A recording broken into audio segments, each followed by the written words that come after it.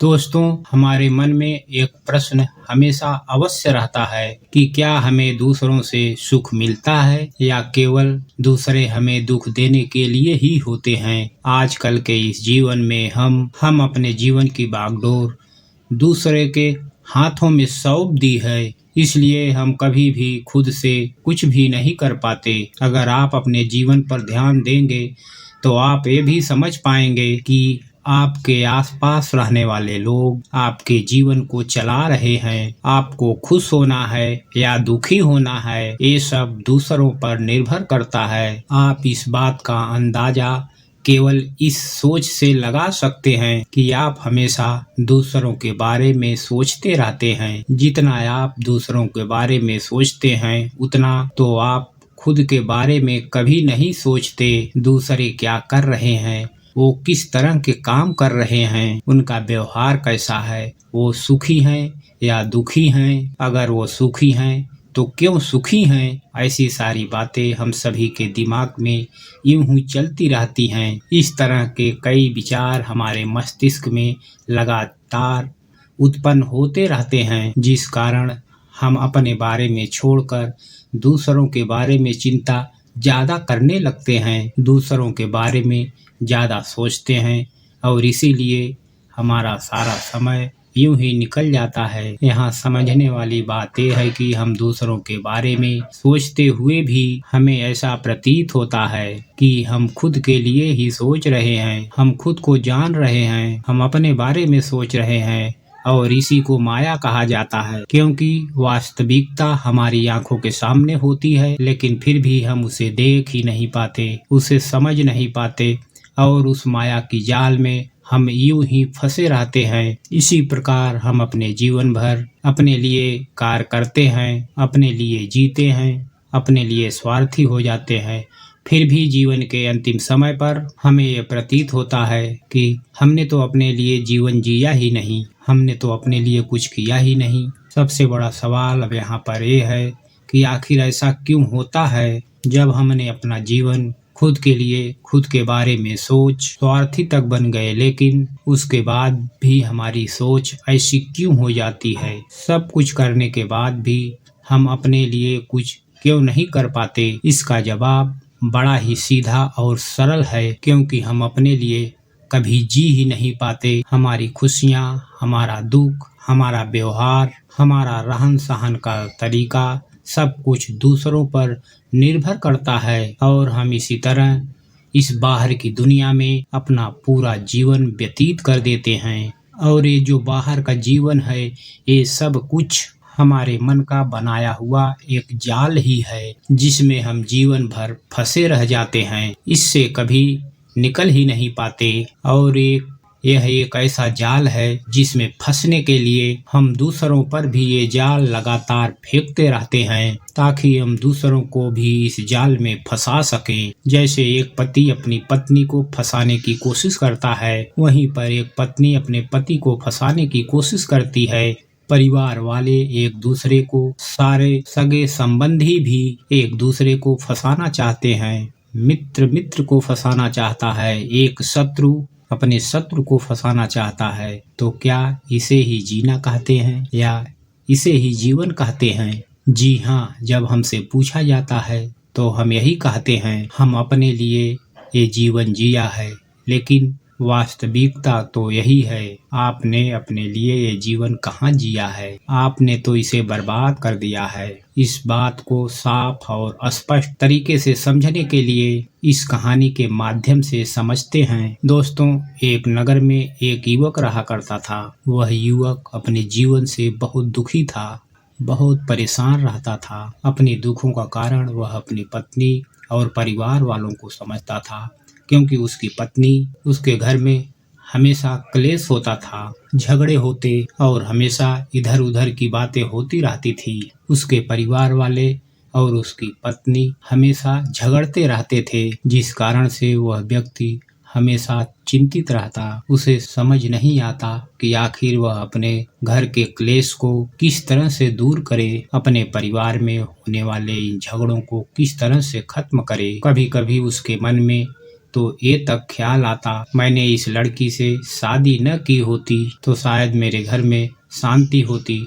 मुझे तो उस लड़की से शादी कर लेनी चाहिए थी जिसे मैं पसंद करता था। वह बहुत ही सुशील और समझदार थी। वह अवश्य ही मेरे घर को संभाल लेती थी। अगर वह मेरी पत्नी होती तो मेरे घर में रोज रोज इस तरह झगड़े क्लेश नहीं होते थे और मैं भी एक सुखी जीवन जी रहा होता। एक दिन वह व्यक्ति घर में झगड़े के कारण अपनी पत्नी को डांट देता है, काफी खरी खोटी सुनाने लगता है। तभी उसके परिवार वाले बीच में आ जाते हैं और उसकी पत्नी को उससे बचाने का प्रयास करते हैं, लेकिन वो व्यक्ति अपने क्रोध में आकर अपनी पत्नी से बहुत कुछ कह देता है, जिसके कारण उसे बाद में अत्यधिक पछतावा होता है। उसे अपनी गलती का एहसास होता है, जिस कारण वह घर से निकलकर पास के एक मंदिर में जाकर बैठ जाता है और भगवान को कोसने लगता है, हे भगवान, आपने मेरे साथ ऐसा क्यों किया? क्या मुझे सुखी जीवन जीने का कोई अधिकार नहीं? मेरे जीवन का सारा सुख चैन सब लुट गया है। मेरे घर में आए दिन झगड़े होते रहते हैं। इस कारण मुझे एक पल भी अपने घर में रहना पसंद नहीं। आखिर मैंने क्या गलती की थी? आखिर मेरा दोष क्या था जिस कारण मुझे ये जीवन जीना पड़ रहा है? आप तो ज्ञानी हैं, आप तो भगवान हैं। अगर आप चाहते तो मेरा जीवन हमेशा खुशी और खुशहाली से भरा रहता। आखिर आपने मेरे साथ ऐसा क्यों किया? आप तो पहले से जानते होंगे कि ऐसा कुछ होगा, फिर आपने उसे क्यों नहीं रोका? वह भगवान पर दोष से दोष दिए जा रहा था। तभी उस मंदिर से होकर एक सन्यासी गुजर रहे थे। उन्होंने उस व्यक्ति को देखा, वो भगवान को दोष दे रहा था। तभी वो सन्यासी महात्मा उस व्यक्ति से कहते हैं, बेटा क्या बात है, तुम इतने दुखी क्यों हो और भगवान को क्यों कोस रहे हो? आखिर इनकी क्या गलती है? तभी वह व्यक्ति उस महात्मा से कहता है, हे गुरुवर, मेरे जीवन में दुखों का कारण यही है।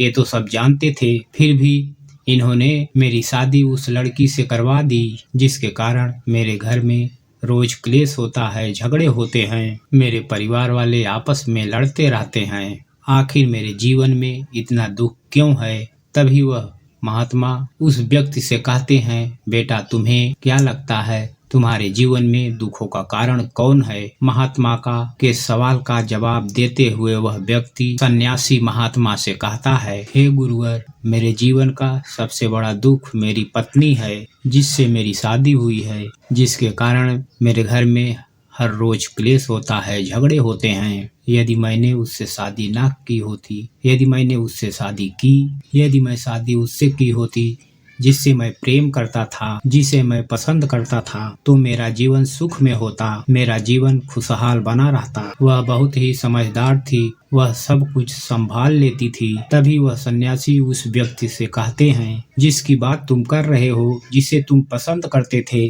क्या उसकी शादी हो चुकी है?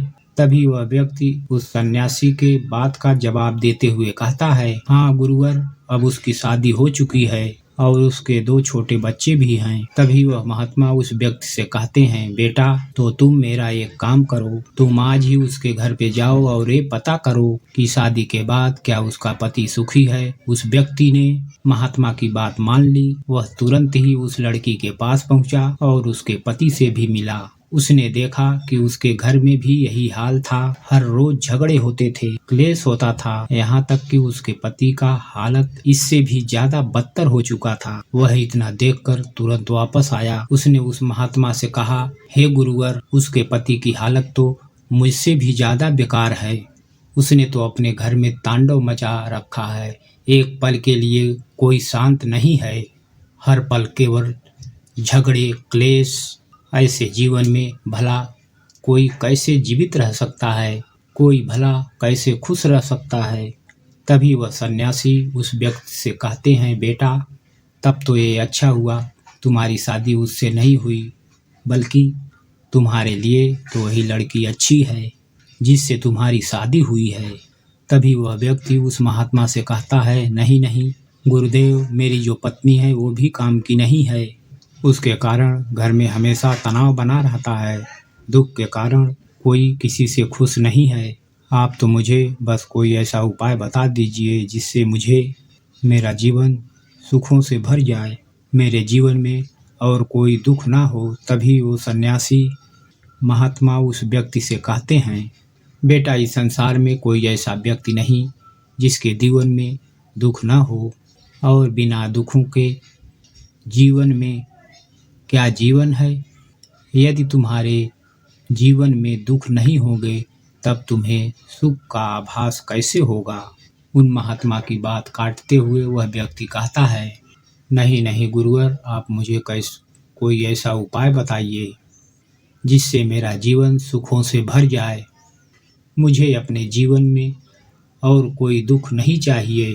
तभी वह सन्यासी उस व्यक्ति से कहते हैं, ठीक है बेटा, मैं तुम्हें इसका उपाय अवश्य बताऊंगा, लेकिन उससे पहले तुम्हें मेरे लिए एक काम करना होगा। तभी वह व्यक्ति उस महात्मा से कहता है, बताइए गुरुदेव, मुझे क्या करना होगा। जो भी आप कहेंगे मैं वो करने के लिए तैयार हूँ। तभी वह महात्मा उस व्यक्ति से कहते हैं, बेटा तुम जाओ, किसी ऐसे व्यक्ति को ढूंढ कर लाओ जिसके जीवन में कोई दुख न हो, जो केवल हमेशा सुखी रहता हो, जिसका जीवन खुशहाल हो। यदि तुम ऐसे व्यक्ति को ढूंढ कर लाने में सफल हुए तो मैं तुम्हें वो उपाय अवश्य ही बताऊंगा। ये सुनकर व्यक्ति बहुत प्रसन्न हुआ।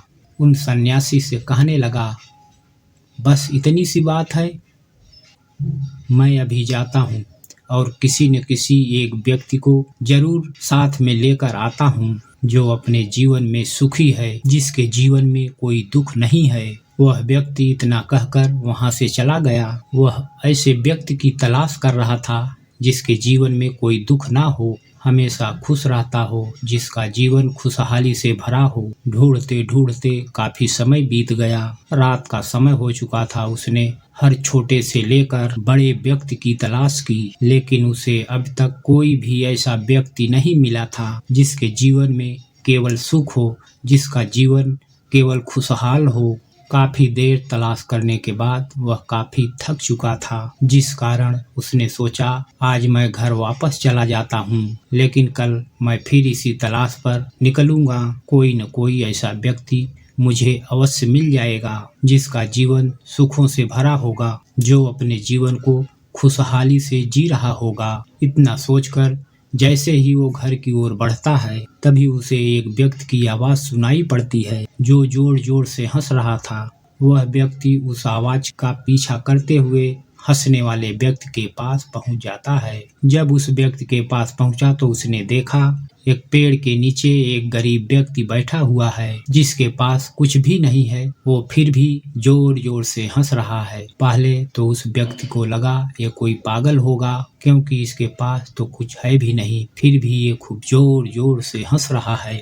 जरूर इसका मानसिक संतुलन खो चुका है। तभी उसके मन में उन सन्यासी की कही एक बात फिर से खटकने लगी कि तुम एक ऐसे व्यक्ति को ढूंढ कर लाओ जिसके जीवन में केवल सुख हो, तभी मैं तुम्हारे जीवन में दुखों से मुक्त करने का उपाय बताऊंगा। यह सोचकर उसने उस गरीब व्यक्ति से यही सवाल किया, क्या तुम्हारे जीवन में केवल सुख है? इसका जवाब देते हुए वह गरीब व्यक्ति कहता है, हाँ, मेरे जीवन में केवल सुख है। यह बात सुनते हुए वह व्यक्ति जोर से उछल पड़ा। उसकी खुशी का कोई ठिकाना नहीं था। उसने यह सोच लिया था कि मैंने उस व्यक्ति की तलाश कर ली जिसके जीवन में केवल सुख है, जो हमेशा खुश रहता है। उस व्यक्ति ने उस गरीब व्यक्ति से कहा, बस अब तुम्हें मेरे साथ चलना होगा मेरे गुरु के पास। उन्हें तुम्हें बताना होगा कि तुम्हारा जीवन कितने आनंद में है, तुम अपने जीवन को कितने खुशहाली में बिता रहे हो, तुम्हारे जीवन में केवल सुख ही सुख है। इतना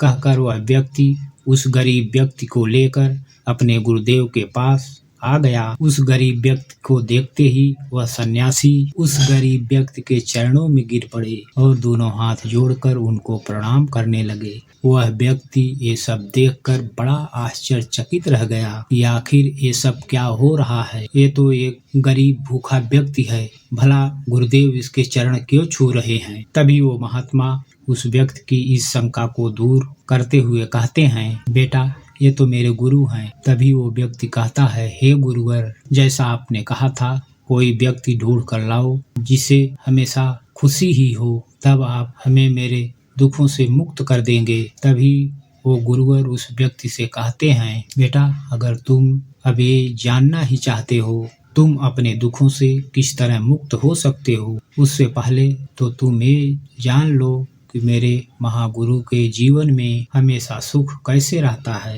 ये बात तुम उन्हीं से पूछ लो। वह व्यक्ति उन महागुरु के पास पहुंचा और उनसे कहने लगा, हे महागुरु, आप ही मुझे बताइए, आप अपने जीवन में सुखी कैसे हैं? आप हमेशा अपने जीवन में खुशहाल कैसे रहते हैं और हम अपने जीवन में हमेशा दुखी क्यों रहते हैं? हम हमेशा खुश कैसे रहें? क्या इसके लिए मुझे संन्यास धारण करना होगा? क्या आप ही की तरह मुझे अपना जीवन अकेले व्यतीत करना होगा और ज्ञान की बातों में लगनी पड़ेगी? तभी वो महागुरु मुस्कुराए और उस व्यक्ति से कहते हैं, बेटा तुम हर रोज धन कमाने जाते हो, लेकिन धन किसके लिए कमा रहे हो? इसके जवाब में व्यक्ति कहता है, हे महागुरु, अपने परिवार के लिए कमा रहा हूँ ताकि मैं अपनी पत्नी, बच्चों और माता पिता को खुश रख सकूं, उनकी जरूरत को पूरा कर सकूं, उन्हें 2 वक्त की रोटी दे सकूं। तभी वो महागुरु उस व्यक्ति से कहते हैं, अच्छा तो बेटा तुम मुझे ये बताओ कि तुम किसकी चिंता में रहते हो? तभी वह व्यक्ति इस बात। तो आज के लिए बस इतना ही। मिलते हैं अगले वीडियो में। आप सभी लोग हमारे चैनल को लाइक और सब्सक्राइब ज़रूर कर लें। आप सभी लोगों का सपोर्ट ही हमारे मनोबल को बढ़ाता है। धन्यवाद। जय हिंद। वंदे मातरम।